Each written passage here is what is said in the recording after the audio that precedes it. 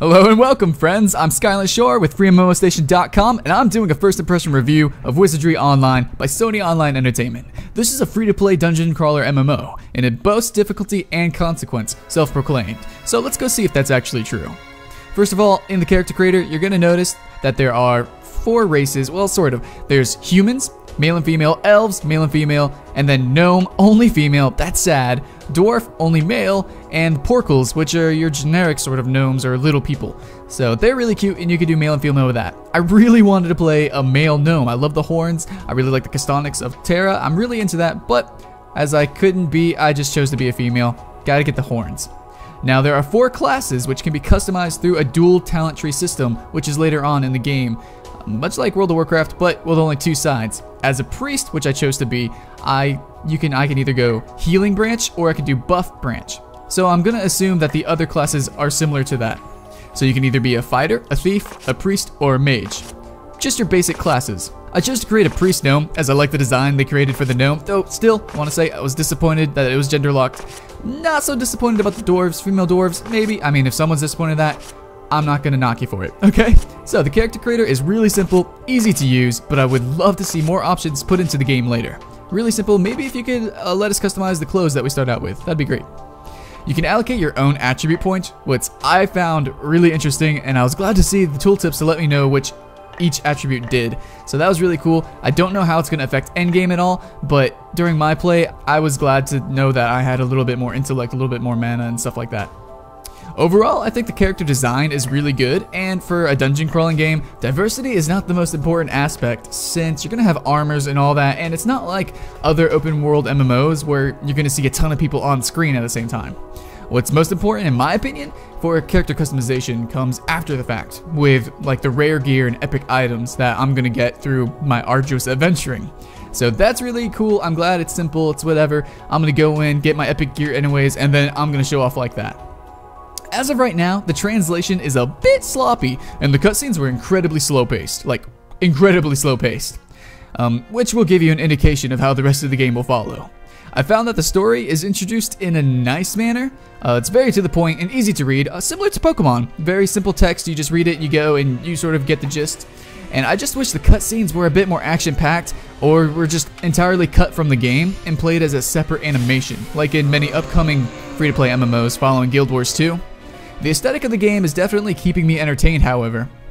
I find myself looking around often, taking in the scenery, and it's not like there's these gorgeous vistas, it's not particularly breathtaking, but it is just very fitting of the mood in the world, and it really helps me submerge into the game as a whole. Wizardry Online combat is a bit quirky. It's not standstill, but it's not like you're a ninja, you're not going to be running around, flying around, it doesn't give you complete mobility. See, you can move, and you can even dash, which I really like, or run, but it takes away from your OD points, which is just another, it's sort of like your mana bar, it's just another resource that gets used up. It goes up, sort of like Rage in World of Warcraft or Fury, and then goes back down. You get OD points through completing activities, sort of like killing monsters, doing attacks, stuff like that. Also, when you unsheath your weapon, your movement mechanics completely change. You can dodge only backwards, but or you can turn your camera quickly around and then you can dodge forwards technically. I don't know, but it's near pointless because you can simply move out of the way of an attack with the same speed as dodging and maybe even faster because you have to wait for the dodge mechanic. So it's because you can't dodge while attacking, while the attack animation is going, but however you can move while the attack animation is going, so you might as well not even use it. What I would like to see is if they implemented sort of like a dash, like you could jump forward and maybe even leap. Maybe with certain attributes you can leap further, or maybe even add spells maybe to the thief.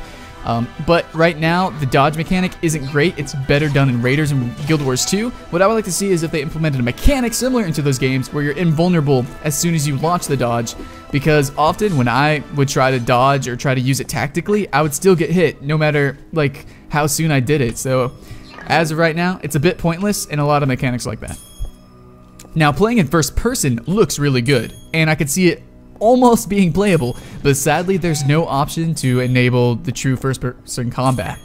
It can get awkward because turning the screen doesn't turn your character, like in Oblivion or an Elder Scrolls game, so sometimes you end up with your back to a monster trying to stab it, but yeah, it's weird. However, camera awkwardness can be cured, third person or first person, with the lock-on function of the game. Which this is pretty good, especially in a game where it's really tight quarters and your camera can get all wonky. What you do is you right-click on the mobs and it locks onto them, so your camera goes into the sort of like it homes in on them. It looks really nice. It really adds to the game. I like it a lot. I think it helps with fights. Could be really useful in PvP. Don't know if there's like 2v2 PvP, that might get a little weird, but anyways, so I did like that. If you want to cast spells, though, you have to be in combat mode, which is activated by unsheathing your weapon or pressing the middle mouse button. So even if I want to do a healing spell, and like I'm running away, so I sheath my weapon, so I move faster, I'm running away, and then I want to heal, I have to unsheath it again. So that's a little weird, but maybe something I gotta get used to.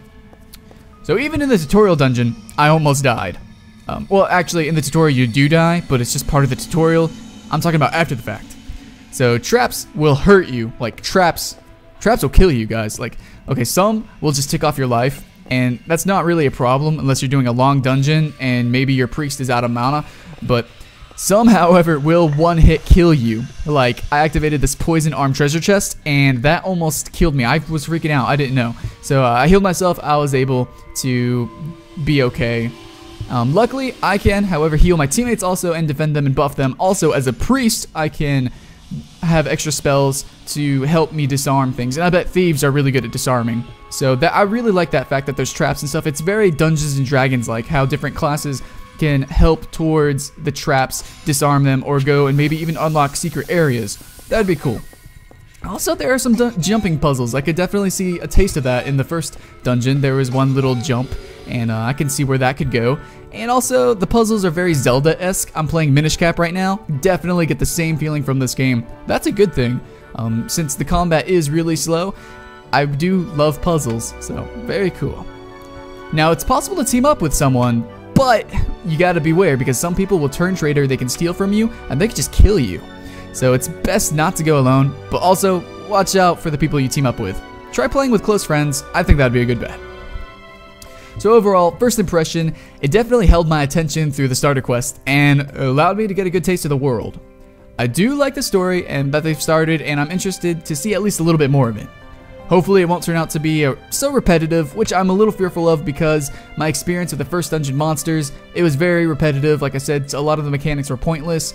You might as well just either run away or just hack and slash. So what I would like to see is a variety in attacks and effects from the monsters, and also monsters that have less health, because there's a beetle in there that freaking you can just whack away at it. It's not gonna die for like the longest time. But like I want them to die faster, but also want them to do more damage, because it was just sort of like this really long, awkward boxing match between two completely unfit people. So it was just like, frustrating. It's frustrating. It's like two metapods. Anyways, Pokemon. The starter monsters took way too long to kill, and they did far too little damage, considering, like, it just wasn't engaging. But I do like the way Wizardry's world was unveiled to me, though, like I said, I think the game is a bit slow-paced for most gamers. The concepts and unique ideas could have been explained in a minute-long cinematic, but instead the game has you run around for 15 minutes doing pointless quests with almost meaningless dialogue, which, again, sloppy dialogue because of the translations. Anyways, for the exact same reason in the tutorial, if the game increased its pace, then I could see the game being on my weekend play session list. So, as of now, from my experience, I'm gonna have to say that my first impression is this game has potential, and the world it's set in has a lot of depth, but the pacing is abysmal. So, I will continue playing, I promise. I had a lot of fun. Thanks for watching. I will go a little bit further. I'll see what I can do next. Maybe endgame gets a lot more heightened, increased epic. I don't know what to say, because the game is set in a weird genre, so I don't know if scale would be even a good thing. I am interested though, so I'm gonna check it out. We'll see what goes on. If this game piqued your interest, or other free-to-play games piqued your interest, check out our other videos here at FreeMMOStation.com and see if you can find another that you would like to play. Remember to like this video and comment to tell us what you think. And remember, have fun, friends. So thank you for watching, and see you later.